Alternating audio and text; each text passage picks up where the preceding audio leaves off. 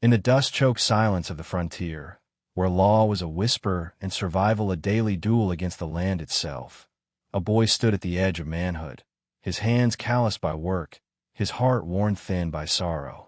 His mother, the only family he had left, was fading, and in a place where prayers rarely reached the heavens, he knew hope had to be bought, not begged. But no coin was strong enough, no trade fair enough. Except one. They called her the widow of Ashbluff, a name that carried more fear than any outlaw's badge. Men who courted her vanished. Ranchers who crossed her path lost cattle, land, and sometimes their lives. But she had power, influence, and rumor whispered she knew things about medicine, old things. Things passed down from tribes, war brides, and witches. No man dared go near her, except him. He didn't love her. How could he? She was fire where he was water. She was storm where he was soil. But love wasn't the currency here. Sacrifice was. And for a mother coughing blood in a one-room shack, he did the unthinkable. He married her. And from that moment, everything in the village began to change. Neighbors shut their doors when he passed. His name was spoken only in murmurs. Even his horse grew skittish at the sound of her footsteps. But in the nights that followed, as he sat by the fire in her cabin, surrounded by bones, jars of herbs, and silence, he began to learn truths no preacher had ever dared teach. This is not a story of romance. It's a story of grit, of sacrifice, of how far a man will go when love wears the face of a dying mother. And what he discovers will make you question every tale you've heard about villains, saviors, and the price of salvation in the Wild West. The morning after their union, the wind carried an unusual chill through Ashbluff. It wasn't the kind that cut through skin, it pierced soul. As he opened the creaky door of the widow's cabin, silence greeted him. Not the calm silence of dawn, but the heavy kind, as if even the birds held their breath. She sat near the hearth, sharpening a blade not for use, but for memory. Her eyes, dark as scorched earth, glanced at him not with affection, but with recognition. She saw what no one else had, the desperation he tried to hide behind clenched fists and silent prayers. He had grown up believing men should never bow to fear. But now he realized that fear wasn't always a shadow. It sometimes wore perfume and whispered ancient chants. His first night with her hadn't been intimate. It had been spiritual. She led him to a room he'd never seen, lined with animal hides, carved symbols, and herbs that smelled like thunder. "If your mother is to live," she said, "then you must die a little each day." He didn't understand, but he didn't argue. In the West, you didn't survive by knowing. You survived by surrendering to what you couldn't control. That morning, she gave him a task. Simple on the surface, fetch a root from the woods beyond the ravine. But locals knew those woods weren't safe. Men had gone in chasing cattle or game and returned pale, mumbling things no whiskey could wash away. As he saddled up, the townsfolk stared. Some made the sign of the cross. Others turned away. He wasn't a man anymore in their eyes. He was cursed, tainted, and yet he felt something else awaken inside, a purpose forged by the sharp edge of necessity. He reached the woods just before sundown. Trees stood tall like sentinels, their limbs twisted as if recoiling from something unseen. The root she spoke of grew near a fallen tree marked by claw. He found it quickly, but retrieving it wasn't simple.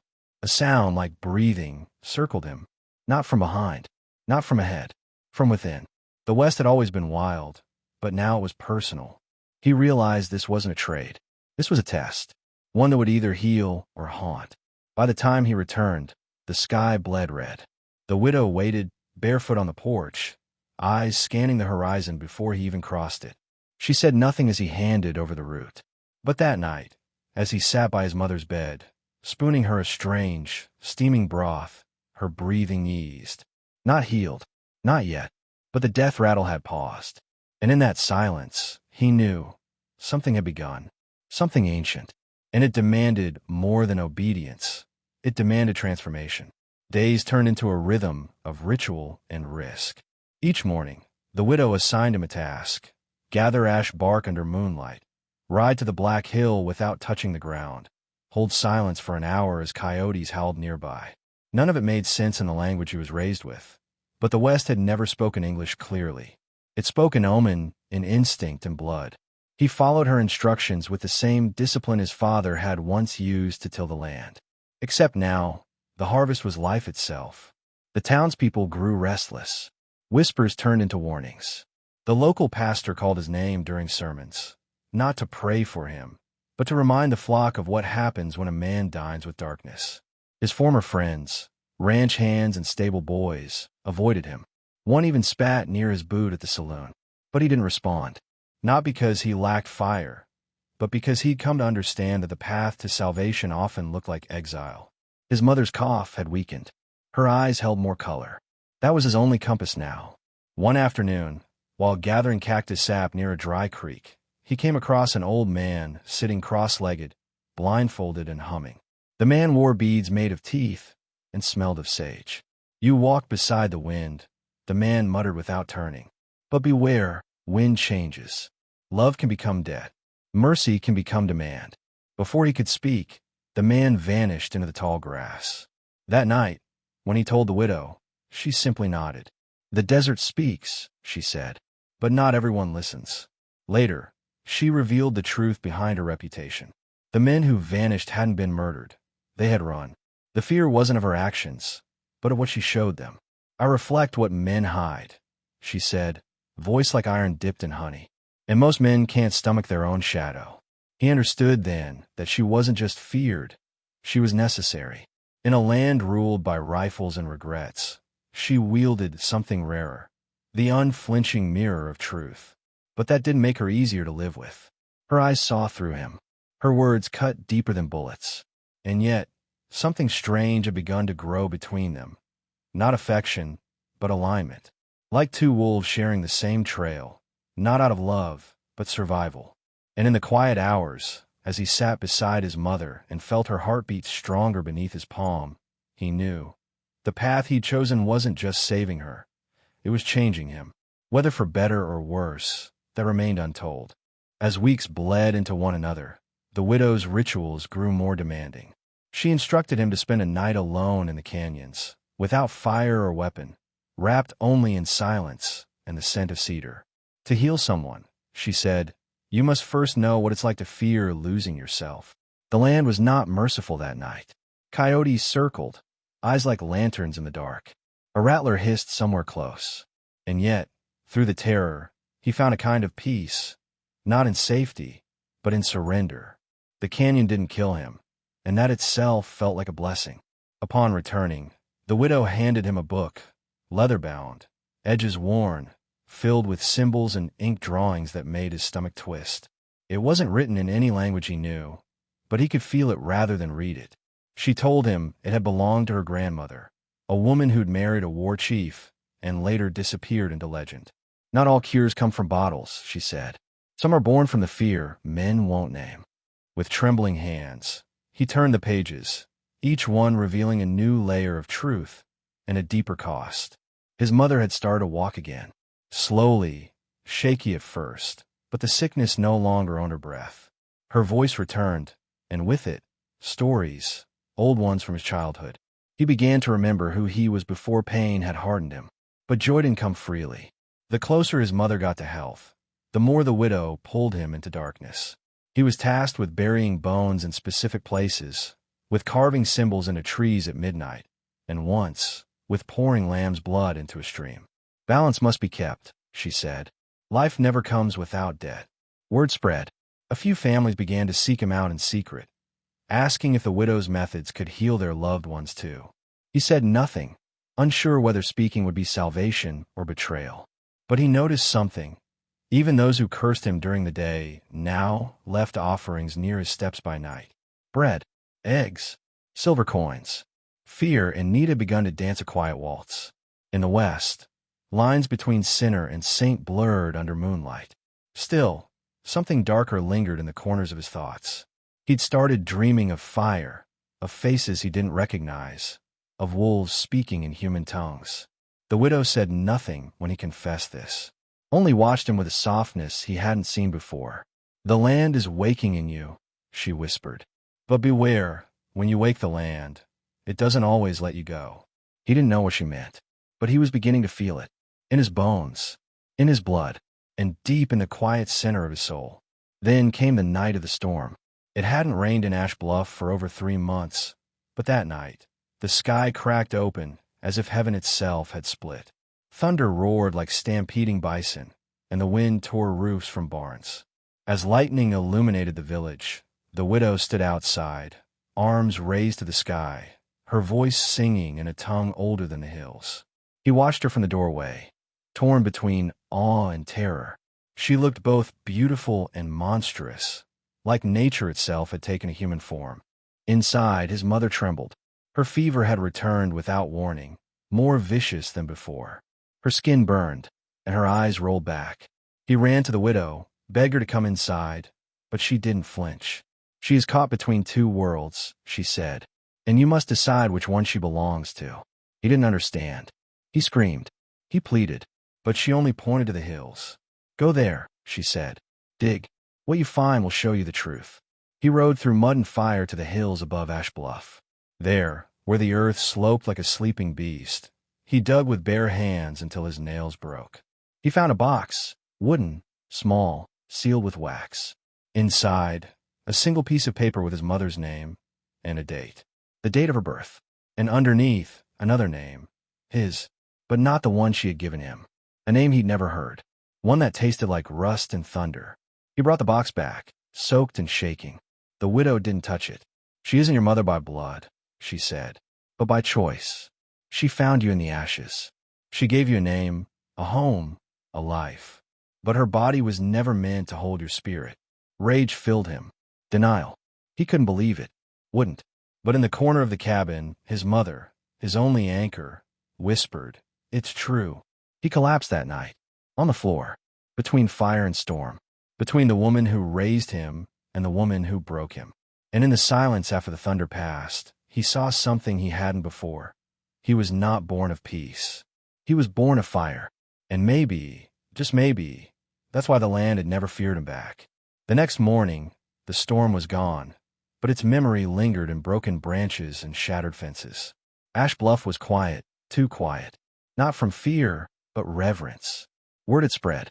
They said he had ridden into the storm and returned alive. They didn't know what he had found, or what had been buried and unearthed within him. But they sensed it. In the West, people didn't need to ask. They just knew. And now, they watched him with eyes that no longer condemned, but measured. Inside the cabin, the widow was silent.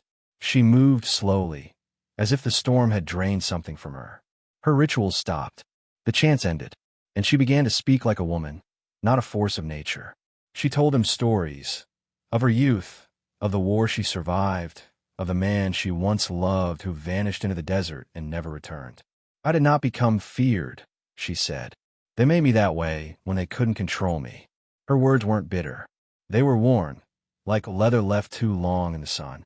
He listened, not as a husband, not even as a man changed by magic, but as someone finally ready to see. For the first time, he noticed the scars on her hands, the way she winced when she stepped barefoot on a cold wood, the way her voice cracked when speaking of the past. She wasn't a monster. She was a woman who had survived more than most men could imagine.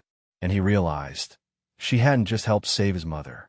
She had, in some twisted way, helped save him. His mother grew stronger by the hour. The fever broke for good. Her laughter returned, timid but true. She walked through the cabin without leaning on anything. And one day, she looked him in the eyes and said, "You became a man I couldn't have raised on my own." He wept, not from sorrow, but from recognition. He had always seen her as his foundation. Now, he saw her as his choice. And that made her even more sacred. But peace never lasted long in the West. As dusk fell on the edge of the 5th week, a rider approached Ash Bluff, cloaked, hooded, slow. The horse limped. The figure dismounted without a word and pinned a paper to the saloon door. A bounty. Not for the widow. Not for him. But for something older. Something unnamed. A symbol burned into the parchment. One the widow recognized instantly. She turned pale. "They found us," she whispered. "And the healing is over. Now comes the reckoning." The next morning, the widow was already packing herbs, wrapping stones in cloth, preparing wards with blood and ash. Her hands moved quickly, but her eyes betrayed the tremor she tried to hide. He asked who they were, and she hesitated, for the first time since he'd met her. Not men, she said. Something else. Something that remembers me. She wouldn't speak more, but she handed him a pouch and said, "If I fall, bury this near fire. No water. No stone." His mother watched from the window, silent. She knew better than to ask. Her strength had returned, but she was no longer the center of the story. She was now the witness to something far older than illness or healing, something that had waited generations to rise. He stayed by her side that day, but his mind drifted to the hills, to the woods, to the names in that old book. He began to understand. The West wasn't just wild, it was alive, and it remembered. Nightfall brought tension like the seconds before a duel. The air thickened. Animals howled, not out of hunger, but warning. Then they came, not on horseback, not with guns, but with silence. Figures cloaked in white dust, faces hidden, eyes burning like coals. They didn't speak. They simply surrounded the cabin. One raised a hand, and the door blew open. But before he could move, the widow stepped out, hands open, chanting words that made the sky shudder. The ground beneath their feet cracked. The torches the strangers held extinguished without touch. One by one, they stepped back, except one, the tallest. It removed its hood. A man? A corpse? Neither. Its face was hollow, but its mouth moved. "You broke the pact," it said. "You healed what was claimed." The widow stood taller. "I gave life," she answered. "You only take it." Then she whispered a word so ancient, the wind itself knelt. Light burst from her chest, like lightning trapped in flesh. The figure screamed, not in pain, but in fury, then vanished. The rest followed, gone in an instant. The cabin trembled. The candles inside flared and died. And in the aftermath, only silence remained. He rushed to the widow, but she was already falling. Her eyes dimmed. Her lips curled in a final, knowing smile. She had paid the price, and the land, once again, was balanced. He buried her before sunrise, beneath the oldest tree behind the cabin. The earth was still warm where she had stood. He followed her final instructions. No stone, no marker, only fire nearby. He lit a circle of lanterns that would burn for 3 days straight. As the flames flickered, the wind seemed to hum or chant. The birds did not sing. The coyotes did not call. Even the insects stayed quiet. It was as if the West itself bowed its head in mourning. The townsfolk gathered at a distance, unsure whether to grieve or rejoice. Some brought flowers, others came with empty stares. No one dared step past the edge of the field. They didn't ask for details. They only watched. Something had ended, and everyone felt it. Yet, no one knew what had been spared. Only that they still breathed, and that the man who once married the feared widow now walked among them like a storm that had learned silence. He returned to the cabin not as a guest, not as a prisoner of circumstance, but as its keeper. Her belongings remained untouched. The book was still open on the table, its pages dancing in the wind. Her scent still lingered in the air, smoke, cedar, and something darker. He closed the windows, swept the floors, and sat at her place near the fire. It didn't feel like theft. It felt like inheritance. The rituals were no longer foreign. They were part of him now, etched into the grooves of his soul. His mother noticed the change. She said little, but watched him with eyes no longer clouded by illness or denial. She understood that the man who had left her bedside to marry a mystery was not the same who now returned. There was pain in that realization, but also pride. "You've become what I never imagined," she whispered one evening. "But everything I prayed for." And in that moment, he knew. Some prayers are answered in ways no preacher could understand. But peace, even now, remained a fragile thread. That night, the wind carried a different scent, salt, metal, and blood. A sign. The balance had shifted, but not settled. As he stood at the door, staring out into the horizon, the earth gave a quiet groan beneath his feet. Not a warning. A whisper. The West was not done with him. It had merely begun to show him the stories it had buried, waiting for someone brave, or broken, enough to listen. Days passed in uneasy quiet. The air in Ash Bluff felt heavier, as if each breath weighed more than the last. Children stopped playing near the woods. Dogs refused to bark at night. Horses grew restless at dusk. The townsfolk began to glance toward the hills with dread instead of awe. They didn't know why, but he did. The storm hadn't ended. It had merely changed shape. He spent hours reading the book she left behind. Its symbols no longer looked foreign. They seemed familiar, like memories from a forgotten life. Each page revealed secrets, not of magic, but of understanding. The earth had its own language, and now he could hear it, not in words, but in pulses, in shifts of wind, in the trembling of the ground beneath his boots. It spoke of an old balance, one that had been broken long before he was born. One afternoon, while tending to the herbs behind the cabin, he heard footsteps, slow, deliberate, confident. He turned to see a woman, dressed in black, hair braided in the style of northern tribes, eyes sharp as flint. "She was my sister," the woman said. Her voice carried no grief, only purpose. "And you owe me blood." He didn't flinch, didn't ask who she meant. He simply nodded. The West wasn't a place for explanations. It was a place for reckonings. She stayed the night at the cabin. They didn't speak much.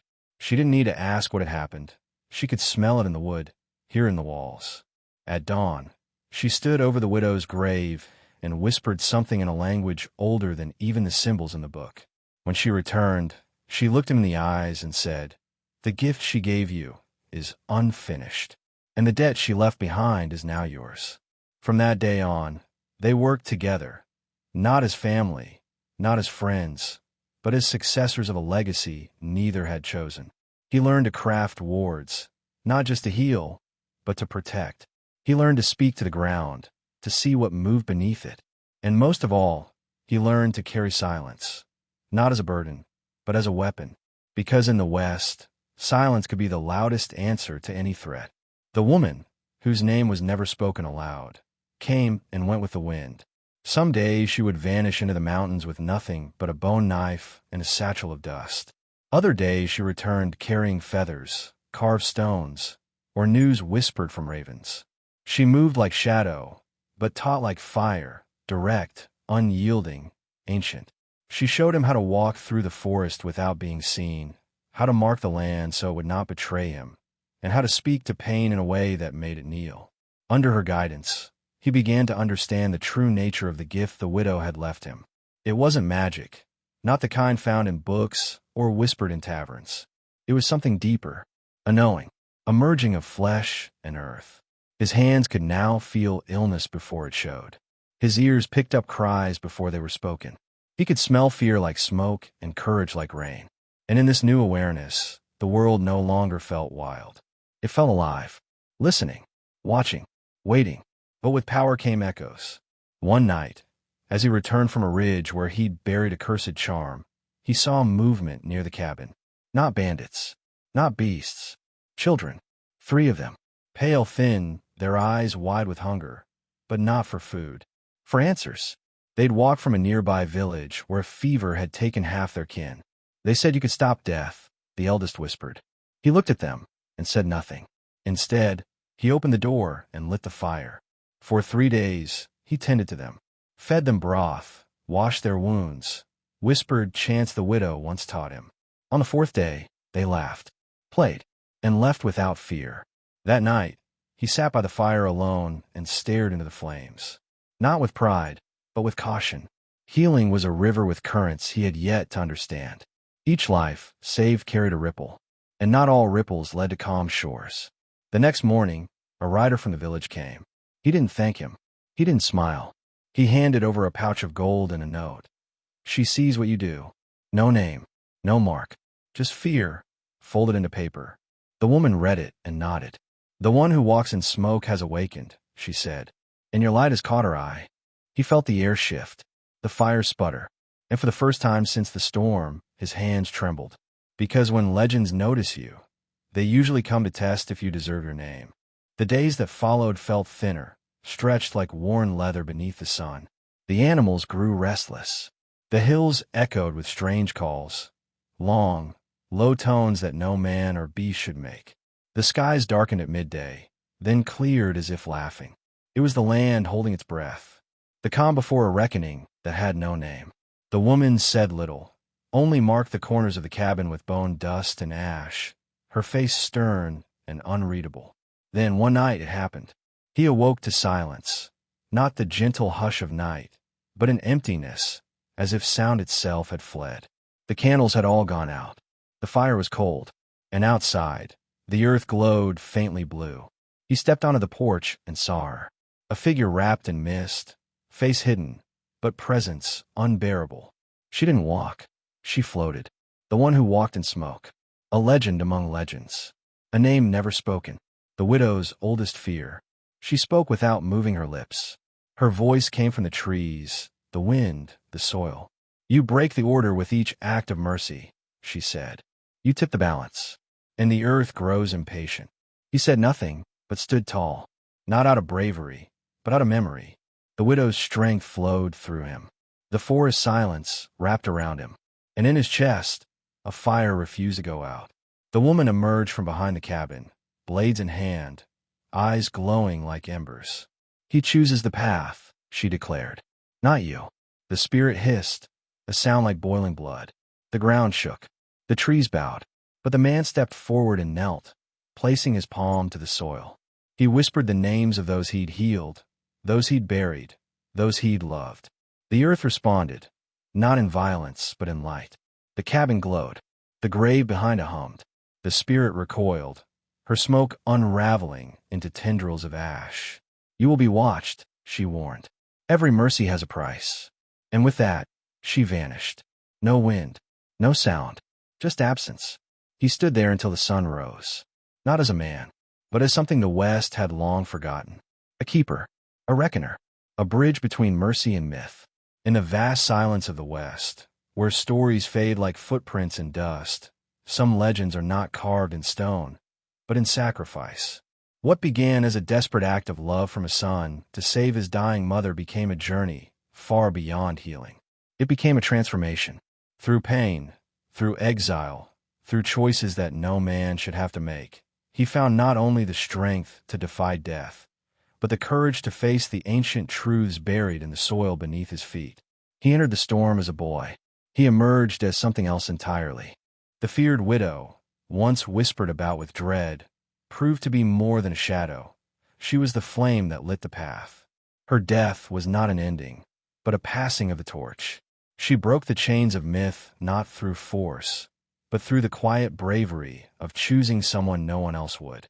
And he, in turn, chose to honor her legacy not with revenge, but with responsibility. In a world ruled by fear, he chose healing. In a land ruled by silence, he chose to listen. But perhaps the most powerful truth uncovered was this: family is not always born in blood. Sometimes it is forged in fire, in a storm, in sacrifice.